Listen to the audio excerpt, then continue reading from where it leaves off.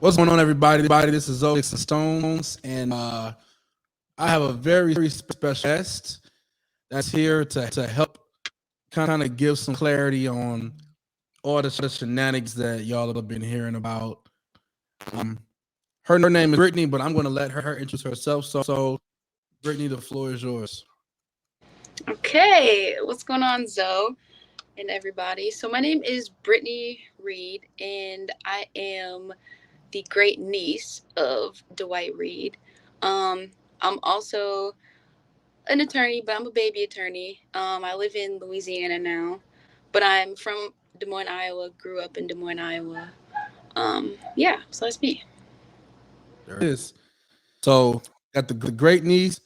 Her new auntie is 19 years old. So,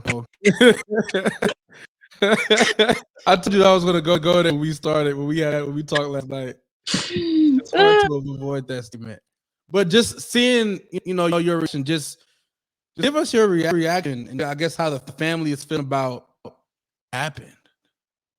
Yeah, so we're just kind of in shock about all of this, and kind of embarrassed, um, because this is definitely not a representation of our family. But yeah, Dwight has married an 18-year-old, and it's funny because I was actually on the phone talking to my dad this morning about the situation, and he stopped me and he started cracking up laughing. He's like, I noticed you don't say Uncle Dwight anymore. And I was like, damn, like I didn't even peep that. Like and that's been my uncle for 27 years, but it's like it's Dwight now. Like I don't know. So yeah, we're as a family, we're pretty shocked and embarrassed, and pretty mad. Um, and at this point, since we've all kind of spoken out about it, he's cut us all off. He still has us on Facebook and things, but like won't talk to us. We can't tell him anything about any of this. So yeah, that's where we're at right now. So how did you find out it? About the marriage, Yeah, Facebook. you just saw a post. Yes, I saw their photos together. There were two photos. She was in a wedding dress, sitting on his lap in one, and then the other one they were standing up. And I actually don't get on Facebook very often. I'm more of an Instagram, Twitter, Facebook for the old people. So I Yeah, actually sent me a screenshot of it, and I was like, "What is this?" So that's how I found out that they were married. Facebook. So there was no like, hey, family, this is doing anything. It was just, you're gonna find out like everybody else find out. Yes, yes. He did call me a few months before that, and he told me he had met a woman. Because it's no secret that Dwight was trying to find a wife. And that was his agenda. Everybody knows it. And we were just like, kind of like, you're old at this point. Like, give it up. Like, it's fine if you're single for the rest of your life. Like, that's fine. Um, but so he called me. He's like, I met this woman. She's kind of younger. Um, but this was God. God did this, and the circumstances and the way it happened. And I was just kind of like, oh, okay, but didn't know her name, didn't know how old she was at that point, nothing. Then a few days later, or a few months later, I get the screenshots from my dad, and we're all like, what? And then we're all like, where are her parents? And then we find out her mom is totally against it, but her dad was on board the whole time and even helped facilitate the wedding and things like that. So yeah, it sucks for us. And like when I went home to Iowa for Christmas, at that point in time, no one in the family had even after they were married, had met her yet. We haven't even met the girl. Mm. So it's all very strange. And we're a very loving and family and kind of understanding. And we would have which we're doing now, like ripping him a new one for lack of a better term. However, we would have tried to help protect Jordan in the situation and like help her. And I think that's why he kind of kept us away from her and still keeps us away from her. Because like once if we got in there and knew the real tea, we would be like, hell no, hell to the no. So yeah. And for everybody watching, Jordan is the white. Yes. So what was your relationship like with the white? I guess just the white now. What relationship with the white before this? It was okay. So he had been around when I was younger, but he was in and out of like jail, a federal prison, a few times. He'd moved to Texas, to Louisiana, so we didn't really see him often. Um, Once we road tripped down to Shreveport from Iowa, the whole family in an RV to meet him and his ex-wife, now ex-wife, things like that. But he'd been ghost for a while, some years. And my dad was like, "Oh, he's in jail," or "Oh, he's doing his own thing, whatever." Um, so a few years ago, he came back to Des Moines, Iowa, to live full time, and he kind of started changing a little bit. Like all of a sudden, he's a man of God, and this and that, and he's always been our cool, funny, laid back uncle, kind of thing. Drink with us, whatever with us. So then I kind of raised my eyebrow because I'm just a skeptic kind of person, and I don't believe a zebra really changes its stripes. But the rest of my family, oh, he's changed and he's gonna have our back and do this and that, and so we started to build up our relationship more. And during that time, so I entered law school in Louisiana in 2017. So then we kind of kept in contact. He would give me like advice about like keeping my head afloat, things like that. But his intention was for me to like go back to Iowa and like basically work for him as an attorney and do things he needed me to do, kind of thing. Like he would buy me a law office, this and that. So the relationship was pretty good. Um, I mean, he came to my graduation. I only had 4 tickets at that time because of COVID. Because he was one of the people. He's like, "I'll support you, in your endeavors, whatever they are." So, in a sense, I kind of feel like I was groomed in a way, or trying to be pre-groomed, but for like scamming and like money. So I can totally see how he would be grooming Jordan to try to be his wife on some like weird stuff for his personal agenda. But I mean, we have a pretty good relationship. He has a pretty good relationship with the rest of the family. Um, but now it's like totally broken. And like he didn't mention this to anybody. Mm. And so it's just like that right there, that's how you know you're wrong. Yeah, that's real. So I mean, you kind of mentioned it, but the people like in his circle, like the people at that church or whatever, what's the mindset over there for them to feel like this is okay, like not really challenge it or just kind of going on with it, Like, do you have an idea? I really don't know. Um, and that's why it's so hard for us as a family, because the people who surround Dwight, they're very cult minded. So it's hard for us to penetrate them to even figure out what's really going on, like what the real dirt is and what they even really think. Um, and even if they were scared or like didn't agree with it or things like that, are they going to say anything? Like, we don't know. And then also, too, they're so loyal to Dwight. It's like they might tell us one thing and then run back and tell him everything we said. So we don't really know. But from my understanding, more and more people are starting to see that this is not right, um, and are starting to speak up within the church. Um, and I just hope that more do. Okay. Well, sure. I hope they do too, because this is uh so I guess like what's done is done is done is so like moving forward, what are some things that you guys as a family would like to see happen in this situation? In this situation, um, I can't really speak to the rest of my family, but I'm pretty sure that they would also agree with this. So I personally, though, I want to see accountability.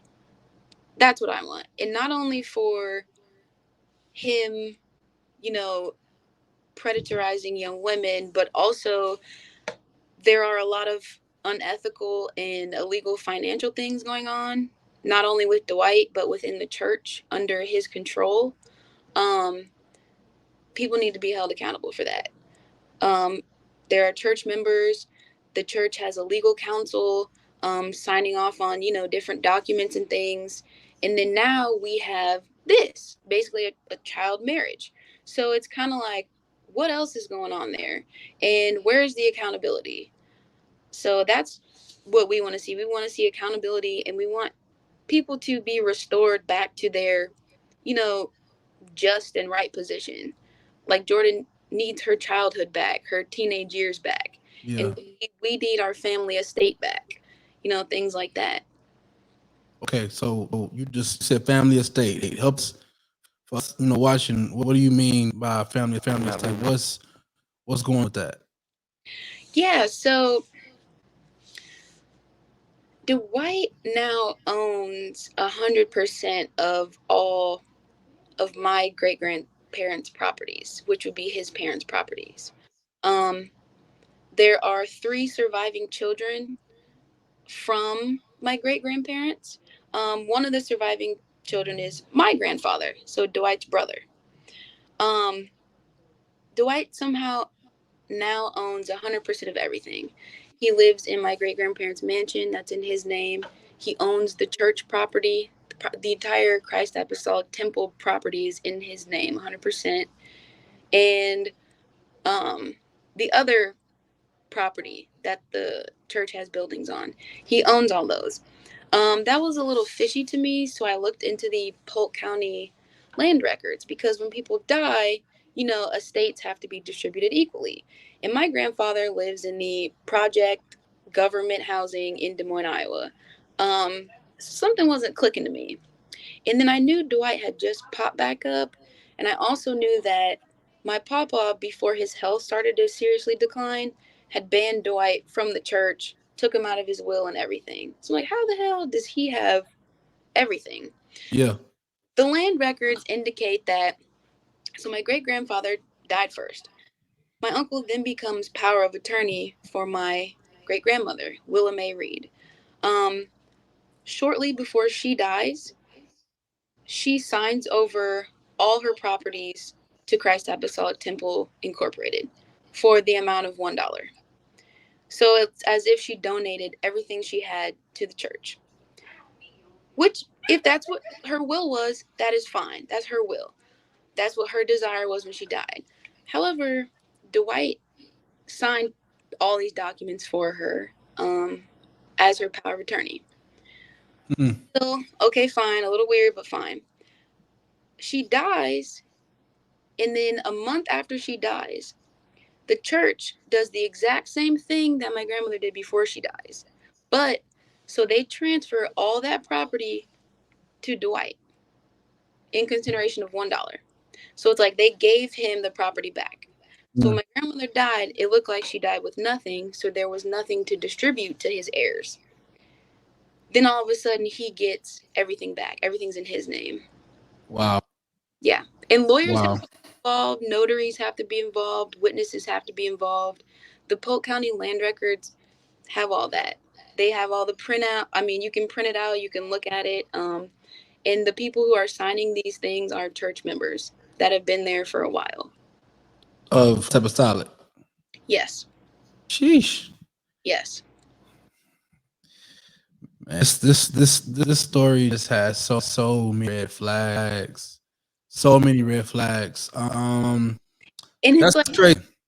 Yeah, and so it's like he needed to quickly find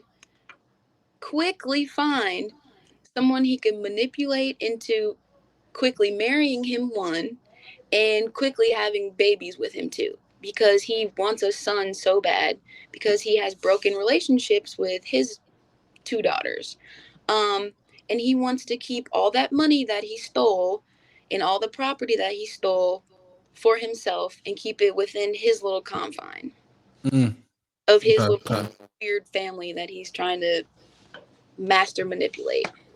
Right. That's why. So you said married and kids. So is she having a kid? Yes. Like right now, she's right now. Yes. That's actually what my dad and I were talking about this morning because my dad, I believe someone close to Dwight called my dad and told him that she was pregnant.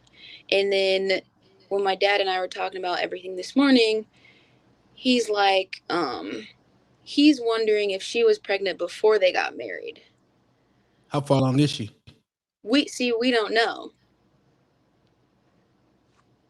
but I guess we'll find out when they have the baby.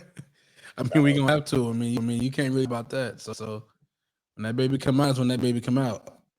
Yeah. Yeah. So that is wild. So my lesson is, you said you grew up in Iowa. Did you ever go to that church? And if you did, like, what was your experience like there? Yeah, we would go. When I was very, very little, I go to Sunday school every Sunday. Um, we would some Wednesdays go to Bible studies. We would go out of town and take the big buses to church conventions and things like that. Um, but as I got older and as my great grandfather, Jeremiah Reed, things started to change a little bit. And it became a little weird. Even to someone who kind of grew up in the church as a little kid, you see certain things and you're like, that doesn't add up. So my dad, he's like, yeah, if you want to go to church every Sunday with your grandparents, that's your choice. He's like, but I'm not really going anymore and I'm not going to force you to go. So we kind of quit going because it got a little weird at the church. Mm.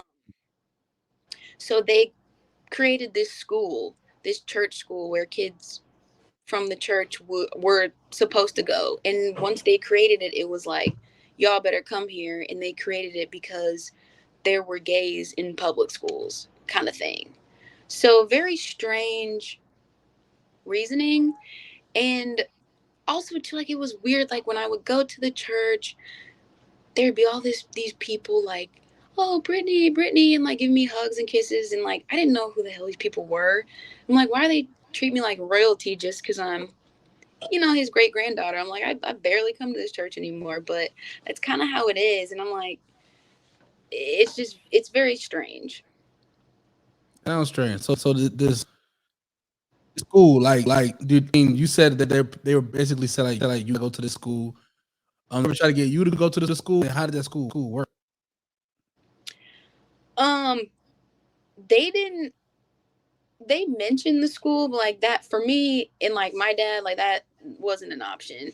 Um, he's very like independent and headstrong, so but it was a thing, like it was a known thing.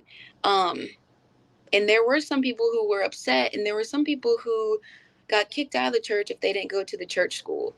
I don't know how the church school was set up or run or anything. I think now they might have a whole building, but before it was just like a room. Um, I think they used the Sunday school room that we had, which is in like the basement of like this little side building on the property. Um, so yeah. And then it seems like too, people who go to the church school, once they graduate, they immediately turn around and get jobs somewhere within the church, whether that be, actually something in the church or like as like the director of the broadcasting at AON Studios kind of thing. And they just, I guess, learn how to do that off Google. I don't know. So it's like once you get in the church as a kid, it's like you're kind of locked in for life. So did Jordan go to the school? Yes, she did. She graduated from there. He bought her a car for graduation. He bought her a car. He bought her a car. What did I get from him for my law school graduation? Nothing. She got a car She got a car. and a ring. That's And other children graduated with her graduating class. They didn't get cars. That's crazy. Yes. That's wild, man. But that's crazy do crazy things at the end of the day. I mean, it is. I mean, there's no way to put it. You know, wow, that's wild. Well, that's crazy. Any kind of last statement, or and you kind of want people to know about everything that's going on, how you feel about it, how whoever feels about it. I mean, there's anything that you want to share with the people.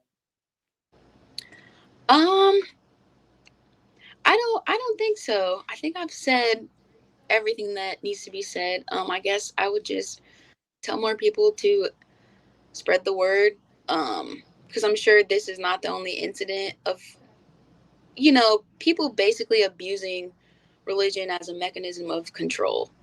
And I think that it puts people in a tough position, because they don't maybe want to go against what they know is wrong, but what somebody's telling them is right.